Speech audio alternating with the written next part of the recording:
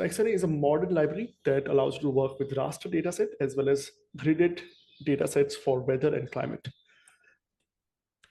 In Python, if you wanted to work with raster data, you were using things like raster.io. It's a good library, allows you to read and write different formats of data, but the API seems very old and not very suited for the time series data that we have nowadays. To look at how pandas and geopandas allows you to work with vector data very seamlessly, query the data, filter it, select the data that you want. Raster.io, still you have to work with files, and each thing, it was kind of very painful to work with. So to take inspiration from those pandas-like structure, XArray gives you the same kind of framework to work with raster data. XArray also supports vectorized operation in the sense it allows you to query data across different dimensions in a single pass and results in much faster operations. So for example, if you wanted to analyze a time series of 2 satellite imagery, typically you would say analyze the first one, extract this value, then go to the second one, extract this value. So you are iterating over those different arrays. With XArray, you have whole thing as a single array.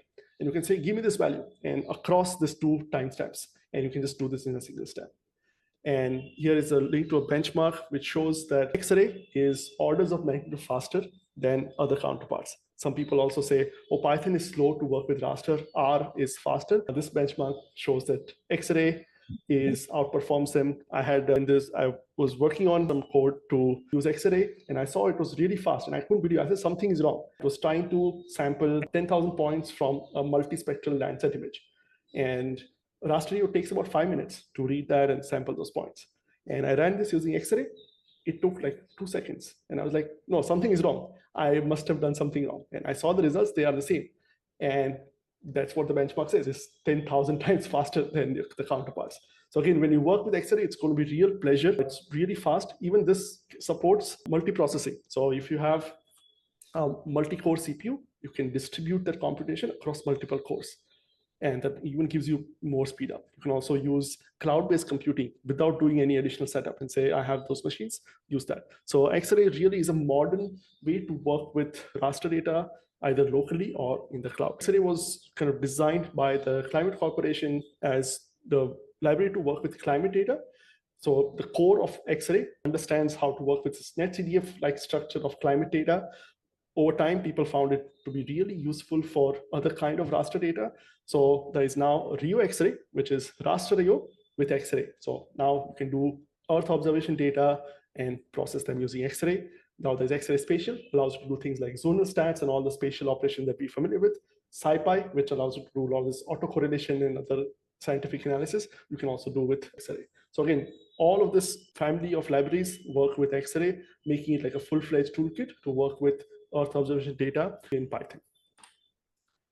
XArray, at first, when you read this, it can be quite confusing because it allows you to work with multi-dimensional raster data, which you typically don't have work with.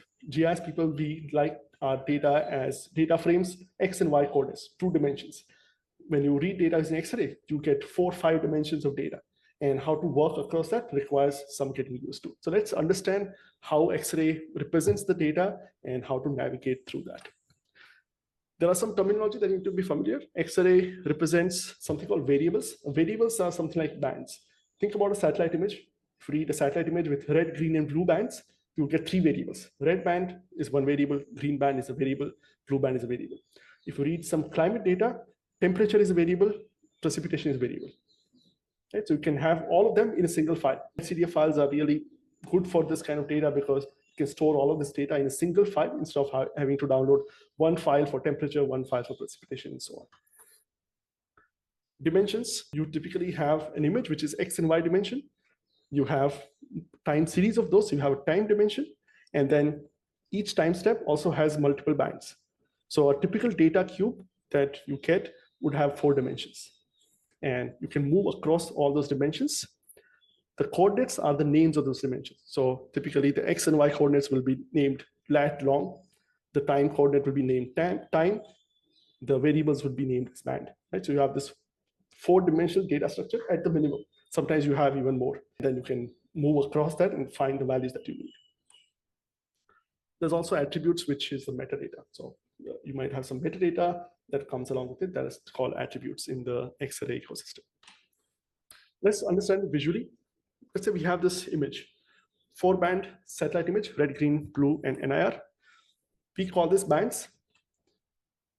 We have X and Y coordinates. XArray calls bands as variables. So if you read this image using XArray, you'll say this data set has 4 variables: blue, green, red, and NIR. And you have coordinates, 2 coordinates, X and Y.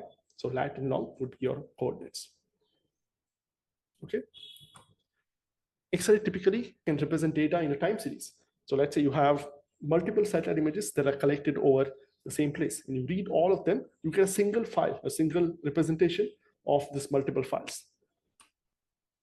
So you have those timestamps. First image is at time 1, second image is time 2, and third image is time 3. You put all of this together, you get your time coordinates. So now you can say, I want the blue band from image 2. You will have to say, I want the variable blue from time coordinate 2. And then you can get this image. Right now, instead of in raster, you will read all of this as separate images, and then it would work with them separately. Here, everything will be in one single variable. It's a single data structure, and you can navigate through this. This makes a lot of those operations so seamless and so easy and very fast. But also, you have to spend some more mental energy to figure out which dimension you want, which coordinate you want to get from this structure. So to recap, a typical data cube like this would have time coordinates, X and Y coordinates, which are lat and lon. We'll have variables, which are the different bands, red, green, blue, NIR. And that means you have different dimensions. You have time X and Y coordinates, which are lon, lat dimensions, time dimension, and variables. So it'll be a 4-dimensional data cube that you get. And once you get this, you can extract and work with this data. Questions before we dive into the code examples?